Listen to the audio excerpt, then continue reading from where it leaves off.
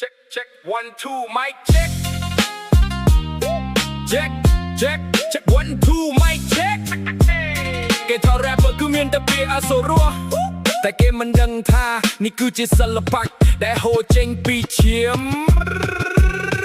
Listen ដែលកាន់បិទនៃសំឡឹងវាទៅក្រដាស់សរសេររឿងរ៉ាវដែលឆ្លងកាត់ឲ្យពិភពលោកបានច្បាស់ជីវិតមិនមែនកំរែលព្រំតែវាជាសមរភូមិរ៉ែមនីមួយៗដែលចេញទៅគឺវាផ្ទុះដូចជាក្របឲ្យកំបាំងភៀកអ្នកខ្លះថាខ្ញុំឈួតអ្នកខ្លះថាខ្ញុំដើរខុសផ្លូវតែបេះដូងមួយនេះប្រាប់ថាត្រូវតែទៅមុខឲ្យត្រូវសំឡេង bass វាក្នុងទ្រូងជាកម្លាំងជំរុញចិត្តសរសេរពីភាពក្រីក្ររហូតដល់ថ្ងៃដែលស្គាល់ការពិត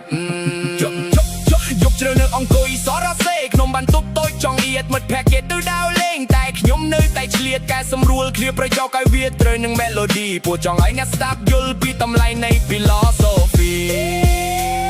មិនមែនចង់ល្បីដើម្បីស្រីឬចង់ល្បីដើម្បីអួតតែចង់ឲ្យ hip hop ខ្មែរធរលើកំពូលមិនរងកោសរងកើជីវិត rap មិនងាយស្រួលដូចតែអ្នកគិតឡើយត្រូវហ៊ានស៊ីញើសហ៊ានស៊ីឈាមទៅដល់ត្រៃ